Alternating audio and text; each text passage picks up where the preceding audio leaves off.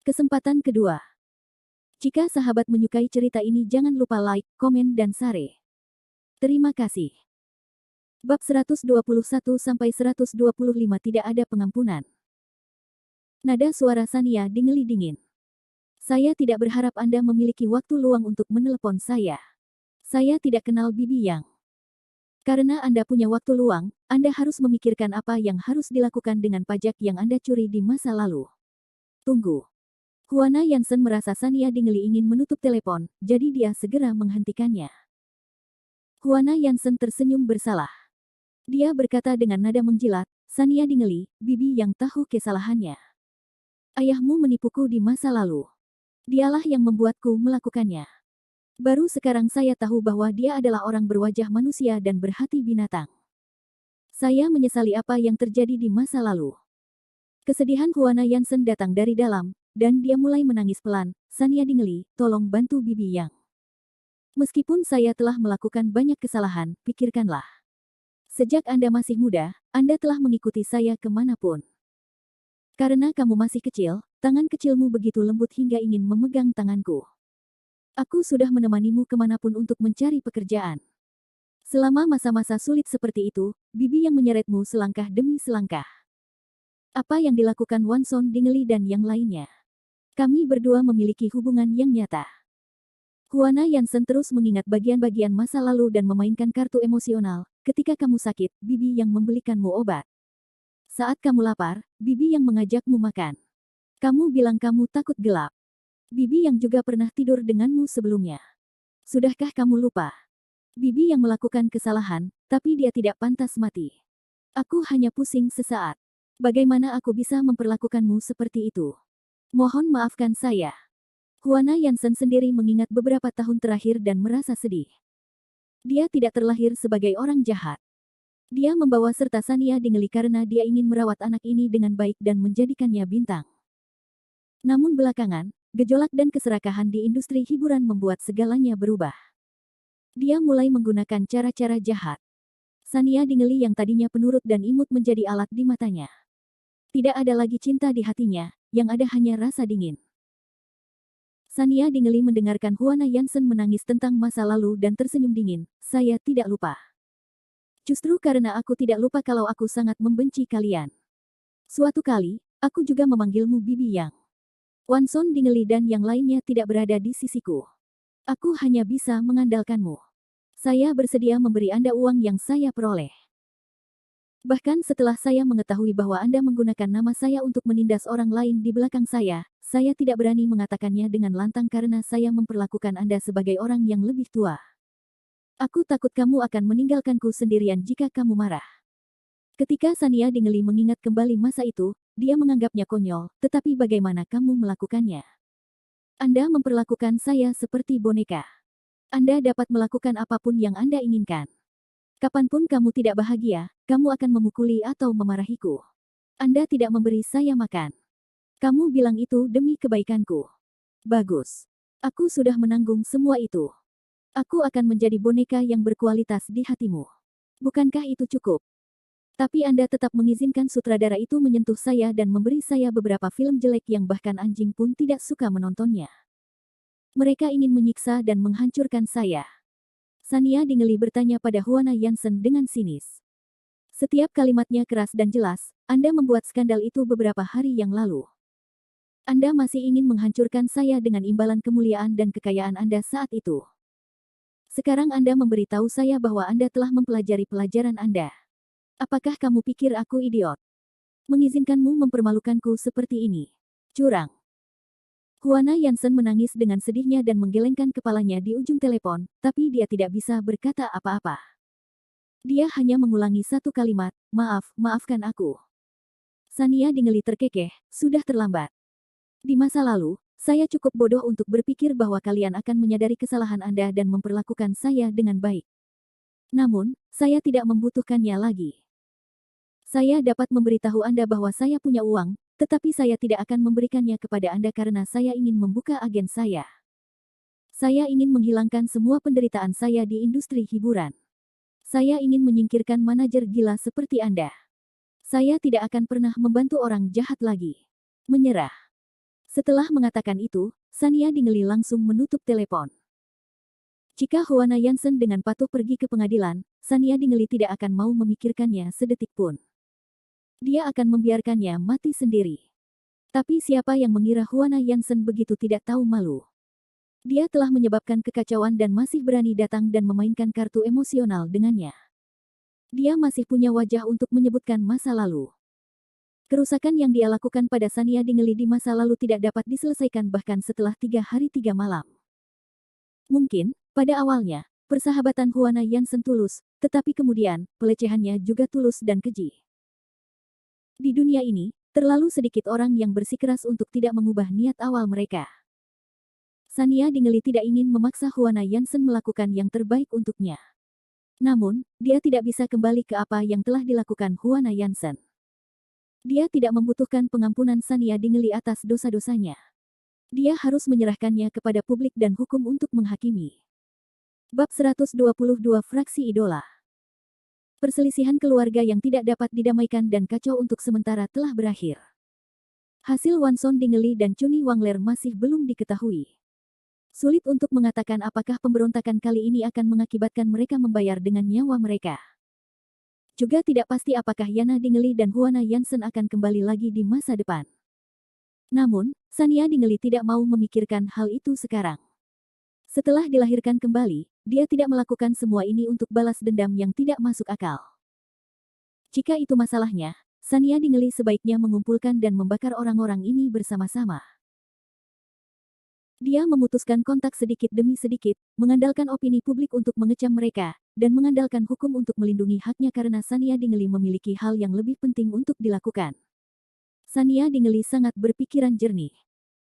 Dia memiliki kehidupan baru untuk menjalani kehidupan yang lebih baik dan tidak menjadi orang gila yang hanya tahu bagaimana membalas dendam. Dia harus membalas dendam pada Wanson Dingeli dan yang lainnya secara alami, tetapi kariernya lebih penting. Kariernya telah rusak parah. Sudah bertahun-tahun sejak dia memiliki pekerjaan yang bisa dia pamerkan. Meski sedang heboh belakangan ini, topik tersebut masih menjadi nomor 1 di industri hiburan, namun pada akhirnya kurang bagus. Mengandalkan hal-hal ini tidak akan menghasilkan masa depan jangka panjang. Dia masih harus mengandalkan kemampuannya untuk memamerkan beberapa karya. Hudson Yin tidak perlu khawatir, dan Sania Dingeli tidak perlu mengatakan apapun. Dia sudah melakukan yang terbaik untuk mempersiapkannya. Semuanya sudah siap, dan yang dibutuhkan hanyalah angin timur. Terserah pada Sania Dingeli untuk melihat apakah dia bisa menyalakan api dan kembali lagi. Sania Dingeli merapikan kamar kosong di rumah dan menghabiskan setengah hari mengundang seorang master untuk melakukan sedikit penyesuaian. Sebuah cermin ditempel di seluruh dinding, dan lantainya dilapisi karpet anti-selip. Segera, sebuah sanggar tari kecil didirikan. Variety show ini adalah pertunjukan bakat. Tidak peduli bagaimana Hudson Yin memilih untuk merekam dengan cara baru, masih ada lebih banyak konten yang menggabungkan nyanyian dan tarian. Pekerjaan Sania Dingeli adalah menjadi seorang aktor. Dia tidak ingin mengubah ini, akting adalah apa yang sebenarnya ingin dia lakukan, tetapi itu tidak menghalangi Sania Dingeli untuk menyeberang untuk berpartisipasi dalam variety show. Sudah waktunya untuk menunjukkan kemampuan mentornya di saat seperti ini. Sania Dingeli bisa mengajarkan kemampuan aktingnya, tetapi dalam pertunjukan bakat, kemampuan aktingnya tidak terlalu berguna. Mungkin banyak orang yang tidak yakin, tapi Sania Dingeli tidak takut. Jika kemampuan aktingnya tidak cukup, dia akan menunjukkan kemampuan menyanyi dan menari. Dia dapat mengajarkan apa yang orang lain bisa ajarkan tetapi juga apa yang orang lain tidak bisa ajarkan. Dia ingin mereka diyakinkan dan bersedia membantunya dalam comeback-nya. Zara Xavier kembali ke rumah dan melihat ke studio tari dengan kaget. Saudari Sania, bukankah aku sudah bilang padamu untuk beristirahat dengan baik di rumah? Kenapa, apakah kamu mendekorasi ulangnya? Sania Dingeli tersenyum. Itu tidak berlebihan. Saya mengeluarkan semuanya dan menaruhnya di cermin. Sebentar lagi, pesan treadmill dan kirimkan. Kami berdua bisa berlatih dengan normal. Zara Xavier bingung, Saudari Sania, apa yang kamu lakukan? Dengan tubuhmu, kamu harus berhenti berlari. Makan lebih banyak daging lebih penting. Selain itu, kami tidak mengikuti jalur idola. Apa gunanya berlatih menari? Bukankah kita aktor yang baik? Apakah kamu akan mengubah jalanmu? Sebelum Sania Dingeli bisa menjawab, Zara Xavier bergumam pada dirinya sendiri, tidak apa-apa juga. Saudari Sania, dengan penampilanmu, kamu lebih dari cukup untuk menjadi seorang idola. Kamu masih sangat muda, tapi menjadi aktor yang baik hanya menyia-nyiakan kecantikanmu. Idola cukup populer sekarang. Mereka mendapat penghasilan lebih dari sekadar aktor. Sania Dingeli tidak bisa menahan tawa, mengapa saya masih menjadi idola? Saya akan bekerja keras untuk menjadi artis tua yang memiliki kebajikan dan seni. Saya hanya berlatih menari untuk berpartisipasi dalam variety show. Saya tidak mungkin mengajari seseorang untuk bertindak. Karena saya telah menerima pekerjaan itu, saya harus mempersiapkan diri sesuai dengan aturan mereka. Zara Xavier masih tidak mengerti, tetapi ketika sutradara Yin menemukan kami, bukankah itu karena gelar dan pengaruhmu sebagai aktris terbaik, Kak San? Jika variety show itu tidak membutuhkan aktor, mengapa dia datang kepadamu? Harus ada pengaturan. Saudari Sania, kamu tidak perlu bekerja terlalu keras untuk mempelajari hal-hal ini. Sania Dingeli menggelengkan kepalanya terus-menerus, tidak, kita tidak bisa mengandalkan orang lain untuk mengatur segalanya untuk kita. Aku bukan orang yang hebat. Sebagai seorang aktor, saya harus membimbing orang lain di panggung menyanyi dan menari. Saya harus menunjukkan kemampuan saya agar semua orang mengenali saya. Kalau tidak, bukankah kembalinya saya seperti memakai kepala domba dan menjual daging anjing? Saya mungkin juga mencari serial TV atau film untuk kembali lagi. Saya punya rencana saya. Karena saya telah memilih acara ini sebagai pilihan pertama untuk comeback saya harus melakukannya dengan baik. Sania Dingeli tersenyum misterius. Zara Xavier, tahukah kamu bahwa pertunjukan ini akan menjadi populer jika tidak ada yang salah? Bergabung juga akan memungkinkan pertunjukan ini mencapai level yang lebih tinggi. Saya juga akan mendapat banyak manfaat darinya. Upaya saya saat ini akan memberikan banyak manfaat. Bab 123 keluar dari 1. Zara Xavier tidak tahu mengapa Sania Dingeli begitu percaya pada pertunjukan ini. Zara Xavier pada awalnya tidak menganggap serius pertunjukan ini. Ada pertunjukan bakat yang tak ada habisnya, dan itu tidak bisa lagi menimbulkan masalah. Direktur Yin juga seorang anak hilang yang terkenal. Dia mencoba berkali-kali tetapi tidak mencapai banyak. Namun, ketika sutradara Yin mengatakan itu mencolok, formatnya sangat baru. Dia bahkan mempekerjakan saudari Sania dengan gaji 3 kali lipat. Saudari Sania tiba-tiba tertarik dan langsung setuju. Zara Xavier tidak berkata apa-apa lagi. Namun kini, nampaknya Suster San tidak hanya tertarik tetapi juga sangat optimis dengan pertunjukan ini. Dia merasa berpotensi meledak. Zara Xavier tidak mengerti bagaimana Sania Dingeli bisa memahaminya, tapi karena saudari Sania berkata demikian, pasti ada alasannya. Mungkin dia tidak berpengalaman dan tidak bisa memahami misteri di baliknya. Zara Xavier memikirkannya. Karena saudari Sania memutuskan untuk melakukannya, dia akan mendukungnya. Karena pertunjukan ini akan menjadi populer, mereka harus segera mulai berlatih. Dengan momentum kembalinya dia, Sister San akan menjadi lebih populer. Seorang aktris ratu film yang bisa menyanyi dan menari dengan baik, siapa lagi yang bisa menandinginya? Judul ini terdengar cukup keren. Inilah kekuatan sebenarnya. Zara Xavier meletakkan barang-barang itu di tangannya dan segera mengangkat telepon. Saudari Sania, aku akan memesan treadmill sekarang. Jika Anda berlatih menyanyi dan menari, stamina Anda tidak akan mampu mengimbanginya. Saya akan memesan suplemen lagi, oh, benar. Saudari Sania, apakah kita masih perlu mencari guru tari untuk melatih kita? Sebaiknya kita mengadakan beberapa putaran kelas lagi. Akan ada banyak pertunjukan panggung jika kita membutuhkannya. Sania Dingeli tidak menyangka Zara Xavier akan menerimanya begitu cepat. Dia berpikir bahwa dia akan mengomel padanya. Sania Dingeli memegangi dahinya tanpa daya. Dia berpikir bahwa Zara Xavier adalah saudara perempuan yang baik dan peduli terhadap tubuhnya. Dia tidak menyangka kalau menyangkut masalah serius, dia juga gila kerja seperti dia.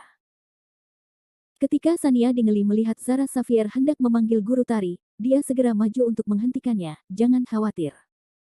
Dengan kondisi fisikku saat ini, aku tidak akan bisa mengikuti pelajaran menari. Saya harus memulihkan diri selama beberapa waktu untuk melatih dasar-dasar saya. Sebelum saya resmi bertindak, Wanson Dingeli juga mengirim saya ke tim wanita. Saya memiliki dasar dalam menari, jadi pada akhirnya saya masih bisa menemukan seorang guru. Zara Xavier tersenyum malu. Dia meletakkan teleponnya dan memandang Sania Dingeli dengan kagum. Saya datang terlambat. Aku tidak tahu saudari Sania bisa menari. Saudari Sania, kamu luar biasa. Apakah ada sesuatu yang tidak bisa kamu lakukan? Kamu sepertinya bisa melakukan segalanya. Sania Dingeli meringkuk di sudut bibirnya. Saya bukan dewa. Bagaimana saya bisa mengetahui segalanya? Bukankah aku mempelajarinya sedikit demi sedikit? Namun, kata-kata Zara Xavier mengingatkan Sania Dingeli pada ingatannya. Sania Dingeli berpikir sejenak dan bertanya, Zara Xavier, kapan kamu datang ke sisiku? Ingatannya tentang dua masa hidupnya agak kabur. Sania Dingeli merasa saat ini tepat ketika dia dilahirkan kembali. Dia senang melihat Zara Xavier. Gadis konyol yang selalu memikirkan dirinya sendiri ini masih berada di sisinya, tapi dia lupa beberapa detailnya. Zara Xavier terkekeh, Saudari Sania, apakah kamu lupa? Saya datang ke sini tahun lalu. Saat itu, saya baru saja lulus dari universitas, dan studio Anda sedang merekrut orang. Juana Yansen bertugas mewawancarai saya. Dia mengira saya bodoh dan tidak cukup bijaksana. Awalnya, dia ingin melenyapkan saya. Saudari Sanialah yang berkata bahwa aku ditakdirkan untuk menjadi asisten. Itu sebabnya saya bertahan. Sania Dingeli juga ingat bahwa studio tersebut kekurangan tenaga pada saat itu. Juana Yansen merasa lelah dan ingin mencari lebih banyak orang untuk berbagi pekerjaannya sehingga dia dapat memiliki lebih banyak waktu untuk keluar dan bersenang-senang dengan Wanson Dingeli. Sania Dingeli senang karena Juana Yansen tidak ada untuk mengaturnya. Juana Yansen dan Wanson Dingeli ingin mempekerjakan orang-orang berpengalaman yang bisa melakukan sesuatu untuk mereka dan peduli pada rakyatnya sendiri.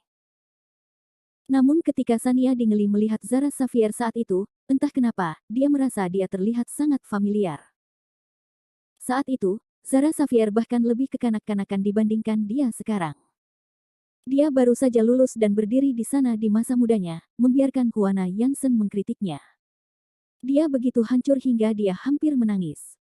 Sania Dingeli tidak tahan melihat Zara Xavier yang sedih, jadi dia memintanya untuk tinggal dan menjadi asisten. Juana Yansen dan Wanson Dingeli tidak membantahnya karena masalah sepele seperti itu, jadi Zara Xavier tetap berada di sisi Sania Dingeli dan mengikutinya sampai sekarang. Bab 124 Lumpur Kecil. Ketika Sania Dingeli memikirkan situasinya, dia menghela nafas dengan emosi. Pada saat itu, aku juga tidak tega melihatmu berdiri di sana sendirian.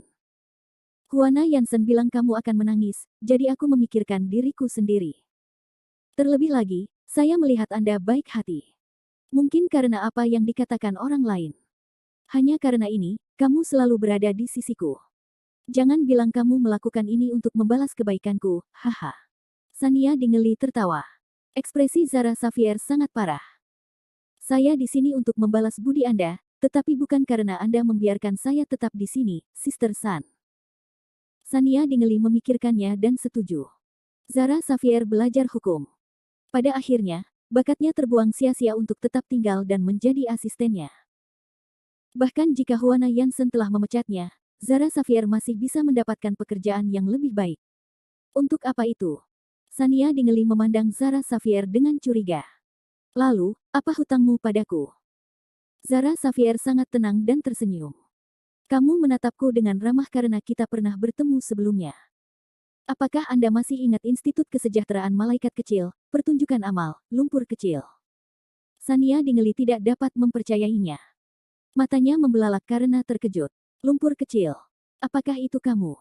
Kamu telah tumbuh begitu besar. Mata Zara Xavier berkaca-kaca. Ya, aku sudah dewasa. Aku belajar keras karena aku ingin berada di sisimu. Saya belajar hukum karena saya ingin bekerja di sisi Anda. Tetapi ketika saya pertama kali lulus, studio Anda tidak menyewa firma hukum apapun, tetapi saya sangat senang karena menjadi asisten lebih baik daripada menjadi pengacara. Aku selalu bisa berada di sisimu. Mata Sania Dingeli juga berkaca-kaca. Ada beberapa hal yang Zara Xavier tidak ketahui, tetapi di dalam hati Sania Dingeli, semuanya telah dijelaskan. Karena Zara Xavier memiliki sejarah bersamanya, dia dengan tulus berada di sisinya dan membantunya dalam segala hal. Di kehidupan sebelumnya, bahkan ketika Juana Yansen memecatnya, Zara Xavier tidak menyerah dan terus berusaha menghubunginya. Kemudian, dia menjadi manajer terkenal di industri tersebut dan bahkan datang mencarinya, mengatakan bahwa dia ingin menyelamatkannya. Sayangnya, saat itu, Sania Dingeli benar-benar putus asa dan tidak punya keinginan lagi untuk bertahan hidup. Dia berjuang untuk bertahan hidup. Bahkan jika dia dibawa pergi oleh Zara Xavier, dia tidak akan bisa kembali menjadi Sania Dingeli yang dilihat semua orang. Dia juga akan menurunkan hasil kerja keras Zara Xavier dengan sia-sia. Itu sebabnya Sania Dingeli menolaknya. Bahkan sekarang, Sania Dingeli tidak bisa melupakan tatapan mata Zara Xavier yang sedih, patah, dan skeptis. Hanya sampai hari ini Sania Dingeli akhirnya mengerti seperti apa suasana hati Zara Xavier setelah dia dipecat. Dia telah tumbuh selangkah demi selangkah dan menjadi manajer terkenal, dan suasana hati seperti apa yang dia miliki untuk menyelamatkannya, tetapi dia kembali dengan tangan kosong. Itu adalah hatinya yang tulus dan tulus. Dia mengertakkan gigi dan bersikeras menggunakan posisi yang dia peroleh untuk melindungi dan membalasnya, tetapi pada akhirnya, dia ditolak oleh Zara Xavier. Dia telah mengecewakan perasaan tulusnya karena kepengecutan dan ketidakmampuannya. Sania Dingeli menyeka air mata dari sudut matanya dan memandang Zara Xavier dengan kebencian. Kenapa kamu begitu bodoh? Untuk apa kamu harus membalas budiku? Pergi saja dan lakukan pekerjaan hukum Anda dengan benar. Mengapa Anda menemani saya melewati kesulitan? Kenapa kamu masih, Sania Dingeli tidak bisa mengatakan sisanya. Zara Xavier tersenyum sambil berjalan mendekat dan memeluk Sania Dingeli. Tentu saja, aku harus membalas budimu. Aku hanyalah anak yatim piatu yang tidak mempunyai nama. Saya menjalani kehidupan yang berbahaya di panti asuhan. Semua orang menindas saya dan mencuri makanan saya. Saya tidak bisa mengalahkan siapapun. Anda memegang tangan saya dan menyuruh saya untuk menjadi kuat dan melindungi diri saya sendiri. Kamu juga tidak meremehkanku dan bermain-main dengan lumpur di tanah bersamaku untuk waktu yang lama. Sebelum saya pergi, Anda menanyakan nama saya. Saya tidak berani memberitahu Anda bahwa saya tidak punya nama. Saya hanya bisa memberitahu Anda bahwa saya dipanggil lumpur kecil. Kamu juga mengatakan bahwa tidak heran aku sangat suka bermain lumpur. Zara Xavier tertawa sambil berbicara, kamu tidak tahu. Setelah kamu pergi, direktur memarahiku. Dia mengatakan bahwa tidak mudah bagi seorang selebriti besar untuk datang ke acara amal dan dia dapat mengumpulkan sejumlah uang amal, tetapi pada akhirnya dia tidak dapat menemukan siapapun. Dia diculik oleh monyet seperti saya untuk bermain lumpur di halaman belakang. Dia sangat marah sampai mulutnya hampir bengkok dan matanya sipit. Hahaha. Sania Dingeli juga tersenyum, saya juga dimarahi. Wanson Dingeli menemukan seorang reporter dan bersiap untuk menciptakan karakter yang baik dan bijaksana untuk saya. Pada akhirnya, dia menangkap saya dan melihat rok saya penuh noda lumpur, mengganggu rencananya dan memarahi saya. Sania Dingeli dan Zara Xavier saling memandang dan tersenyum. Mereka berdua senang dengan pengalaman masa kecil mereka. Zara Xavier menyeringai, hari itu, aku merasa seperti bertemu peri. Kamu sangat cantik. Kamu mendarat di sampingku seperti peri kecil dan pergi dengan tergesa-gesa. Sejak saat itu, saya makan seperti orang gila. Tidak ada yang bisa mengalahkan saya. Saya mendominasi satu-satunya televisi dan menonton Anda setiap hari. Aku bermimpi untuk tumbuh dewasa dan menemukanmu. Bab 125 Studio didirikan. Sania Dingeli tersentuh dan menganggukkan kepalanya. Kamu menjadi sangat luar biasa. Menjadi manajerku hanya menyia-nyiakan bakatmu. Namun, di dalam hatinya, dia diam-diam berkata, senang sekali kamu ada di sini. Kalau tidak, saat aku terlahir kembali, aku akan bertarung sendirian. Agak sepi. Memikirkan bagaimana dia mengecewakan Zara Xavier di kehidupan sebelumnya, Sania Dingeli merasa bersalah. Untungnya, dia baik-baik saja dalam hidup ini. Zara Xavier tersenyum nakal, apakah kamu masih ingat bagaimana aku memberitahumu 2 hari yang lalu bahwa aku bisa menjadi keluargamu? Saya awalnya seorang yatim piatu. Dalam hatiku, kamu adalah adik kandungku. Ketika aku masih muda, aku bahkan bermimpi menjadi saudara perempuanmu. Saya akan menjadi manajer yang baik. Saya ingin menjadi manajer terbaik dan memberikan semua sumber daya yang baik untuk Anda pilih. Tidak ada yang berani mengganggumu. Sania Dingeli tersenyum pada Zara Xavier. Kamu akan. Anda memiliki kemampuan. Anda akan menjadi manajer terbaik dan saudara perempuan saya. Sania Dingeli sangat bersyukur. Setelah kecewa dengan Wanson Dingeli dan Chuni Wangler di kehidupan sebelumnya, dia menaruh semua harapannya pada Yana Dingeli. Dia dulu sangat mencintai saudara perempuannya dan meninggalkan semua hal baik padanya. Dia berharap bisa menikmati masa kecil dan masa muda seorang gadis biasa. Namun, Yana Dingeli tidak pernah puas. Dia memperlakukan sikap memanjakannya sebagai pamer dan karirnya sebagai duri di matanya. Dialah yang salah menilai orang di kehidupan sebelumnya. Dia telah merawat anak-anak kucing serigala dan membesarkan mereka di sisinya. Tidak peduli seberapa besar kecurigaan Sania Dingeli, tidak ada yang meragukan adik perempuannya yang lemah dan patuh. Pada akhirnya, dia tertangkap basah oleh Yana Dingeli dan kehilangan semua darah panasnya. Sebagai gantinya, dia memiliki akhir yang tragis. Dalam kehidupan ini, dia punya saudara perempuan lagi. Di dunia ini, hubungan darah bisa saja palsu. Anggota keluarga yang tinggal bersama siang dan malam bisa saja salah, tapi kebenarannya tidak bisa disimulasikan. Definisi keluarga tidak pernah hanya didasarkan pada ikatan darah. Zara Xavier menyeka wajahnya dan menguatkan dirinya. Baiklah, mengapa kita membicarakan hal ini lagi? Saya tidak ingin menjadi begitu liris. Saya perlu segera memesan treadmill untuk Anda dan membeli beberapa peralatan lainnya. Lagi pula rumahnya cukup besar, jadi kamu harus berlatih keras. Saya masih harus berurusan dengan perekrutan studio. Mari bekerja keras bersama. Sania Dingeli tertawa terbahak-bahak. Awalnya dia penasaran namun tidak menyangka akan mengungkit masa lalu. Keduanya idiot, menangis dan tertawa saat mereka berbagi perasaan tulus mereka. Setelah emosi mereka tenang, mereka sedikit malu. Sania Dingeli menepuk Zara Xavier. Jangan terlalu sok. Mari bekerja keras. Pergi dan lakukan urusanmu. Saya tidak perlu khawatir tentang ini. Zara Xavier mengangguk. Persiapan Presiden Yin sedang berjalan lancar. Jika investornya ketahuan, pencatatannya mungkin akan diajukan. Kita harus membuat persiapan yang cukup. Sania Dingeli berdiri di depan cermin besar di dinding dan mengukur sosoknya. Matanya menyala-nyala karena semangat juang. Dipahami. Biarkan dia menunggu dan melihat. 2 bulan bukanlah waktu yang singkat dan tidak lama. Studio yang didirikan sendiri oleh Zara Xavier telah siap pada suatu pagi yang cerah. Sania Dingeli Studio, yang sederhana itu ringkas namun penuh bobot. Lokasi studio berada di gedung komersial di pusat kota.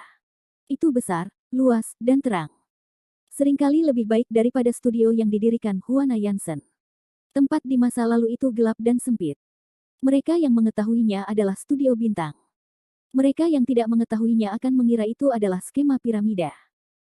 Sania Dingeli sudah memberitahu Zara Xavier bahwa jika dia ingin melakukan sesuatu, dia harus melakukannya sebaik mungkin. Dia tidak kekurangan uang. Jika tidak bisa membangun pondasi yang baik, maka kedepannya jika terjadi apa-apa akan terancam ambruk, terutama studionya. Ini akan menjadi markas Sania Dingeli mulai sekarang. Jika tempat seperti ini tidak mengesankan, di masa depan, ketika orang lain berinteraksi dengan studio, siapa yang akan menganggap tinggi Sania Dingeli? Oleh karena itu, Zara Xavier menghabiskan banyak tenaga dan uang untuk menemukan tempat ini. Bangunan komersial mengelilinginya, dan ada pekerja kerah putih elit di mana-mana. Tidak ada yang perlu dikatakan tentang kualitasnya, dan itu tidak akan terlalu mempengaruhi privasi Sania Dingeli. Apalagi letaknya sangat dekat dengan Empire State Building dan terkesan ternoda oleh kemegahan beberapa bangunan termewah. Begitu Zara Xavier masuk ke area ini, dia merasa dia sudah menjadi orang sukses. Zara Xavier melihat ke Empire State Building dan bersumpah kepada Sania Dingeli, "Saudari Sania, kita baru dalam tahap awal memasuki jalan bisnis mewah. Saat kami mendapatkan lebih banyak uang di masa depan, saya akan membuka studio saya di Empire State Building. Ketika agensi kami sudah sempurna, kami akan langsung memasuki dunia bisnis." Sania Dingeli merasa geli dan tertawa terbahak-bahak. "Zara Xavier, aku mungkin tidak punya otak untuk berbisnis. Aku harus bergantung padamu.